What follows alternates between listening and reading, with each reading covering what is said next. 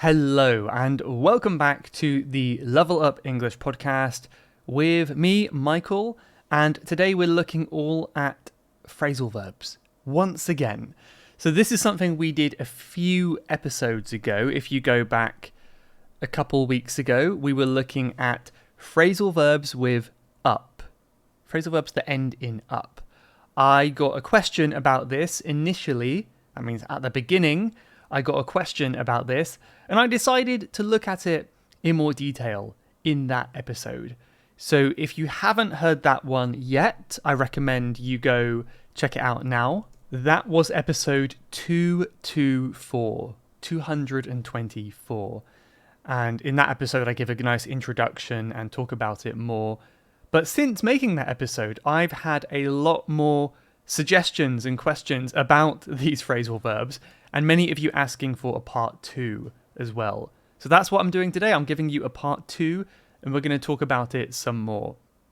And to all of you who have asked about other phrasal verbs, phrasal verbs ending in out or, down or whatever you've been asking, I have made a note of all of them, and I am sure that I will cover them in the future. However, I do think that too many episodes on the same or similar topic can be a bit boring, so I'm going to space them out. I'm not going to do, 10 phrasal verb episodes one after the other. Try and keep it interesting for you. But I do think this will be a useful one for you today anyway, and hopefully interesting. That's always my goal. So what I was doing in the first episode, in part 1, was listing the patterns or the ways in which we use verbs plus up. And just a really quick recap for those of you who might have seen it but forgotten, we had meaning to increase or to improve, like to level up, to increase, to get better, which is very similar, to heal up, to move up was the other one, to kind of go higher physically, such as get up from bed. And the final one we mentioned was to complete something. This is really common, like eat up or drink up. Right, these are all the meanings we spoke about in the last episode. And in this one, we have how many more? I think we have 5 more. 5 more. But I will say these 5 are slightly less common than the first 4. So the first 4 are the most useful. These 5 are still very useful, but perhaps there are fewer examples for some of these, or at least 3 of these. I think the first 2 may be very common. The final ones may be a little bit more rare, but we'll see when we get to that.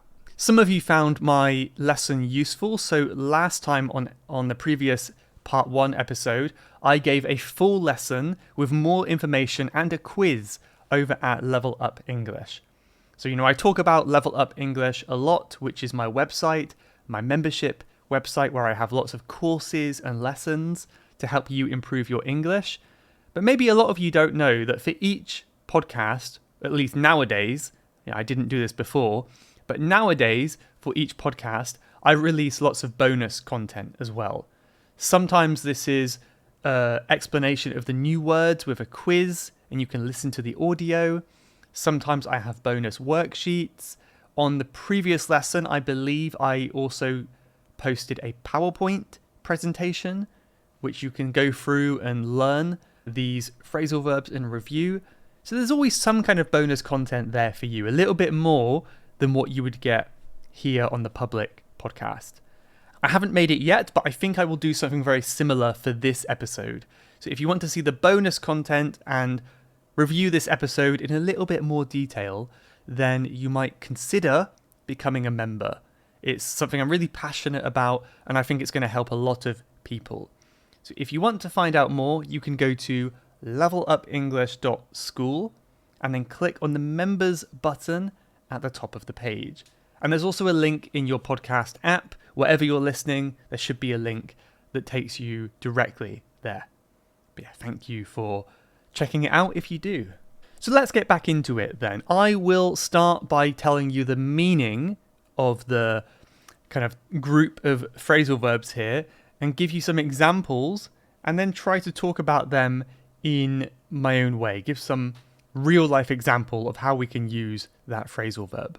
So meaning number 5, the first one today, is to create something. Very often when we have a verb followed by the preposition up, it can have the feeling of creating something. You might notice this. So one example is to set up. To set up, a really common phrasal verb. Before I record my podcast, I have to set up my desk. I have to get my microphone in place, my kind of computer and camera in the right position. So I need to set these things up before I record. It's kind of like creating something. It's like getting something ready. So in this sense, we're creating an environment to do something. It's often related to work as well. You might have to set up your desk for playing a game, get in a comfortable position for a video game. You will have to set up your room if you're having a guest. If someone is staying at your house, you need to set up the room and make it comfortable for them. So you're creating an environment to do something specific, to set up. And I can't really think of any more right now, but see what you can come up with. There's a good one I just used, which is come up with something, to come up. And whenever you hear one of these phrasal verbs with up, it might be a good practice to think about what kind of pattern these would fit into. And I'm not sure with come up. To come up with something means to think of something, to think about a new idea. What could that be? Come up with something. I'm finding this one a little bit difficult, but I think it might actually be this one, to create something. You're creating an idea in your mind, right? If you're coming up with an idea, you're coming up with an example, you're creating the idea. So I think that one would match there. That's interesting. I said it by accident and it totally works. Another example is dream up. You might have to dream up an idea. So this is similar to create, but to dream up is to use your imagination to be creative and to think of a solution or think of an idea. So what can come out of your head in a kind of creative way? We can say to dream about something, right? To dream about. So I'm dreaming about becoming a famous movie star, right? There's more sense of a creation with dream up. So dream about is more just like thinking about something. Dream up is you kind of thinking, but maybe also like creating and making something new as well. So if you think of a good idea, a really creative idea, I think this word, this phrase would be appropriate. So for example, I was sat down, I was thinking about a really good episode for my podcast, and I dreamed up something that I know you're all going to love, right? Or maybe when you're thinking about what you want to do in your life, you need to dream up some really exciting way of living so you have a goal to work towards. Another thing that I talk about from time to time is my email list, where I write up an email to all of you with a free lesson, once a fortnight. And I write up a quick lesson. I write up a lesson. So I could just say I write a lesson. That's totally fine. I write a lesson. But we could also say write up. And it just gives that extra feeling of creating something, the extra emphasis on the creation. So if you say you wrote something, we don't know, did you copy it from Wikipedia? Is it from your brain? We don't know where it's from. If you say you wrote something up, then it's more clear that it comes from your brain. It's your own creation. So one thing I'll always encourage you to do is to write up a story to practice these new words, this new vocabulary. So it's a great way to learn and get it stuck in your head. Write up a story. See what you can do. Let's move on to meaning number 6, which hopefully is easy to understand. It's also fairly common, and this is to divide into pieces. The most common example is to break up. To break up. To break up literally can mean just to hit something until it breaks into pieces. So if you have a rock, you can hit the rock with a hammer and you're breaking up the rock. But I think more commonly it's used for relationships. You might know this one. If let's say a boyfriend and a girlfriend want to stop being together, they will break up. They will stop being together. Another word for this is split up. It's very similar. To break and to split, it's really similar. So they might split up, they might break up. And we use this word up because there's that division, divided, separation. It's the same kind of word. So a breakup is never an easy thing. It's always challenging when you have to split up from someone. But now, after that, I suppose it's a good chance to really dream up your ideal partner. Remember, dream up, think about, get creative. Think about who would your ideal partner be. And now is your chance to kind of go and try to attract that kind of person. So think of a breakup as like an opportunity to find someone even better for you. I like that attitude. Maybe if you've just broken up with someone, you might feel really, really upset and you want to destroy all of your memories together, all of your photos maybe. So you might rip up the photos of you together. So to rip is to kind of, usually it's about paper or clothes, but very often paper, about breaking paper into two pieces. And you can also rip your clothes, like rip up your t-shirt. But rip up has kind of a stronger sense of division, separation, compared to just rip on its own. So you could say, I'm going to rip this photo. But that just kind of means a little rip. It doesn't necessarily mean all the way. If you fall over and you have a small rip in your t-shirt, you can say, oh no, it has ripped. We don't need to say up. But if it kind of rips right down the middle and you can like pull your shirt off because it's totally broken, then you can say it has been ripped up. But usually ripped up is something that a person does, because it's very unlikely that you're going to accidentally rip up your shirt. It doesn't really happen. So maybe a bully would rip up your shirt and you might rip your shirt on some spiky plants. It may also be obvious, but I am taking some time to think on this episode. I'm not talking non-stop. So I'm kind of pausing every now and then to think about what I should say. So that means I'm going to have to cut up this video, this episode, when I edit it. So when I do some editing, I need to cut this up and make it more listenable. In other words, to cut out those pauses where I'm not talking. Hopefully I've done that correctly. I haven't left any of them in. That would be embarrassing. But yeah, to cut up is, just to cut into pieces. We can, again, say cut. I'm going to cut the video. But it doesn't quite have the same meaning. To cut the video, if we're talking about a video, to cut the video just means to take off part of the video. If you have a cut, it will be something like this. In the middle of my sentence, there will be. If you cut something up, like a video, you cut up a video, it means you're separating the video in multiple places. So there's more emphasis on all of that separation. It's not just one cut, it's many cuts, usually, right? And it's the same for anything. If you cut up a piece of paper, it's many little pieces. If you cut a piece of paper, it might just be one cut, and it doesn't even break it in half. So keep that in mind, that up is often more complete than without up. And this also relates back to the previous episode where we spoke about up having a sense of completion. That is kind of quite common in many different words that we're talking about here.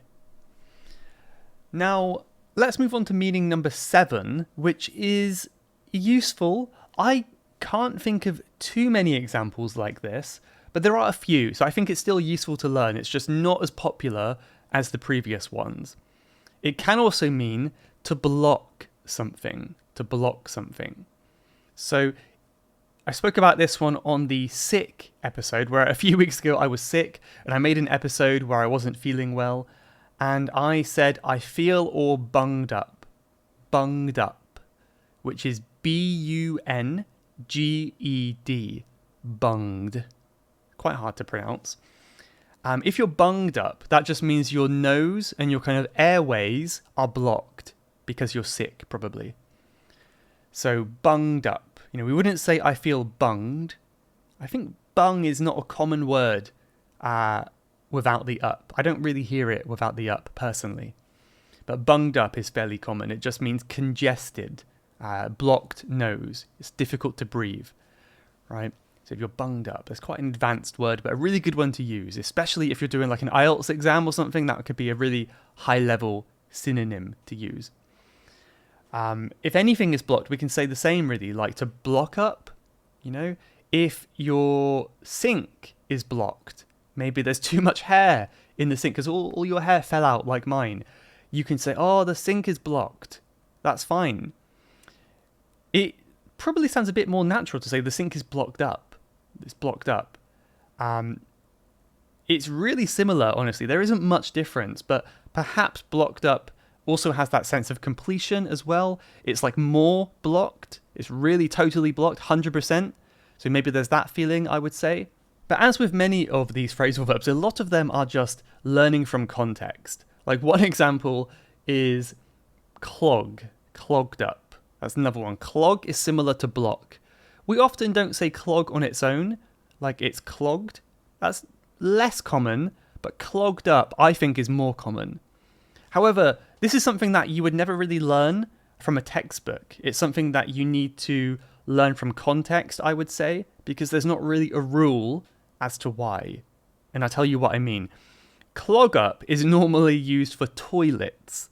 Blocked up, or another word, would be used for like a sink. I don't really hear clogged up much for sinks. It's possible for sure, but it's much more common for toilets. And there's no reason why, it's just this is what people tend to do. So this is why it's so important to be learning from context. And that's why I don't often do these kind of list episodes, because I know some of you like them, but I don't think it's the best way to learn. I'm being 100% honest now. So these episodes are probably perfect if you're like a language nerd and you really love learning new things and trying to use them. But I would say the most effective way to learn is just to experience English, listen to episodes and just enjoy them and learn while you listen. But it's not necessarily going through a list of words. However, if you do find this helpful, then please let me know. I do also think that understanding a bit of the reason why, like the kind of the theory behind confusing English patterns, can be quite helpful for some people. Let's do two more now. I'll try to think of some good examples for these. So meaning number 8, the penultimate one. Penultimate means second to last. Is to join together. This is super confusing because we just spoke about dividing, and now that we're talking about the opposite, joining together. So this is why English is so tough, because up can mean coming together or coming apart, right? Why? I don't know. But fortunately, the verbs are different, right? The verbs are different. So one example is join up. Join up. Or sign up. I guess sign up is a common one you'll see on the internet, on my website, for example. Sign up today. But yeah, join up means two people or two groups of people come together to make a team. So let's join up and think about this problem together. In fact, this afternoon, I am teaming up with another language influencer, I guess. It's not really a nice word, that word influencer. Let's say another language teacher, not an English teacher, but I'm teaming up with another teacher this afternoon, and we will be doing a conversation, which hopefully will be out on the podcast in the next few weeks. I don't know when exactly, but yeah, I'm recording in advance. I'm not going to tell you who it is right now, just in case something goes wrong, but I'm teaming up with them, and we're going to be doing a podcast episode for me and for this person, and maybe I will be learning a bit from them as well. So that's going to be interesting. I'm excited for that, and that is my example of teaming up today. So let me know if you've teamed up with anyone recently, or maybe you've partnered up with someone. To partner up is very similar to team up, but usually it's for two people. So if you're in a classroom at school, you might have to partner up and find someone to work with on a project. It doesn't really mean romantic partner, it just means someone to work with on something. Finally, meaning number 9. We finally got to number 9. Stop. That's what this means, to stop. So it can also mean to stop. I know many of you may have been thinking, well, what about this one? What about the word give up, for example? And that's what we're covering now. So this one, it's a bit hard to think of too many. Maybe you can think of more examples, but I've got give up. So give up is kind of like stop, to stop trying. I think that's what give up means, doesn't it? Stop trying. And in this case, we cannot say give. It's not possible to say give. It's a totally different meaning. If you learn English, do not give up. Keep trying. I cannot say do not give. It doesn't make sense. And I think as a general rule, when the verb is quite basic, when it's quite a simple verb that has many meanings, the preposition is very important because that changes the meaning.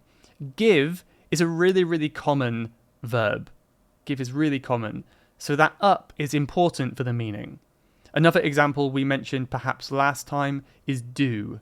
Right? Do is one of the most common verbs. And you can say do up. It has a few meanings. But obviously without the up, do has a different meaning. When the verb is more specific and more advanced, it's much more common that it has a similar meaning without the preposition. So one example is to partner, I suppose. You could say to partner up with someone, but you could also say partner with someone.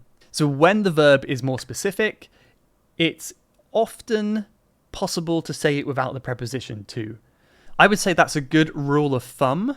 A rule of thumb is kind of a pattern that you can follow, a rule you can follow, but it's not always true. It's often true. So keep that one in mind. I think that's a nice tip here near the end.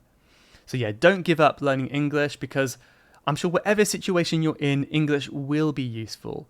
Now I'm in Thailand. I'm trying to learn some Thai language. Not very successfully, I have to admit. I'm finding it hard to make the time for that. But what did I learn yesterday? I learned how to say fruit yesterday, which was useful. My big achievement from this week was yesterday I asked for change from the taxi driver in Thai. I think it's sung sip, which is 20, I believe. Is it sung, lung? I'm already forgetting. I remembered it yesterday and I asked for 20 and he gave me 20 and I was quite proud of that. A very, very small thing. Another example of stop is hold up. Hold up is a good way to say, wait a minute. You need to be using this one if you want to make your English sound more natural. Hold up. Wait a minute. What's going on? Right? It's a really, really good phrase. Like, hold up, stop. What are you doing? So hold up is a nice way to say, wait, stop, please, come on. So, wait, hold up. Am I recording? Oh, let me check. Oh, phew, I am recording. Good. Whew. So that's a really good one to use. I recommend that one a lot. And play up. This is one I'm going to use because my camera is playing up today. To play up is kind of like to not work properly. So it's kind of like to stop working in some way or to not work as you're expecting it to. Right, it has a few different meanings, but let's talk about technology for today. So my camera has been playing up, which means my camera has been starting and stopping. It's not really working properly. So that's why I've had some problems today. But hopefully you haven't noticed anything. So there we go. That is the end of my up phrasal verbs topic. Some of them you can use alone. Some of them you can't. I will make it more clear on the website which verbs can be used on their own, like to partner with someone, and which words need the verb up, like to play up. Right? We can't say my camera's playing. We have to say play up. So I'll make that more clear on the website if you want to review. And again, I will put a full lesson up for the members at Level Up English. Another thing the members will be getting is on Friday on the private podcast, a bonus new podcast that is only available for members. I will be releasing an episode where I try to use all of these words today in a story. So this is what I did last time, and I think it was quite good, and a lot of people practiced in the comments as well. So I'm going to use all of these verbs to make a story about my life. And then at the end, I ask you, the members, to make a story too, and I will give you feedback on how successfully you have used these phrasal verbs. So that's a nice way to practice. So I'll see some of you on Friday who want to join in with that. Let's just say a quick thank you to the country of Chile. This is from Andrea from Chile. And they said, "Hi dear." Joke, haha. "I'm so happy about finally listening to your 232 episodes. I started in December 2022 and you've helped me infinitely to improve my English and my results in the IELTS exam. On the contrary, I'm sad because I can't put 5 stars a million times to rank your podcast. And also because I don't know what else I'm going to listen to. You are the best teacher and I love the way you approach life. Thank you again and I wish you the best in your new life in Thailand." That's amazing to hear. That's so incredible that you've been with me for about a year or less than a year and you've listened to that many episodes. It's taken me many years to record them and you've listened to them in such a short time. But thank you so much. That's really kind of you to say. And I hope you stick with me for the future episodes and yeah, keep going. Well done on all of your success in your English. Let's just say a quick goodbye with Robin Williams. We've got a quote here from Robin Williams who says, "I used to think that the worst thing in life was to end up alone. It's not. The worst thing in life is to end up with people who make you feel alone." Very deep, very meaningful. Can you guess why I chose this one today? Because we say end up alone. So this will go back to our previous episode of completing something. To end up emphasizes the end of something and the completion of a story. If you end up in a place, you kind of complete your journey in a place. So if you keep learning English at this rate, where will you end up? What success can you reach?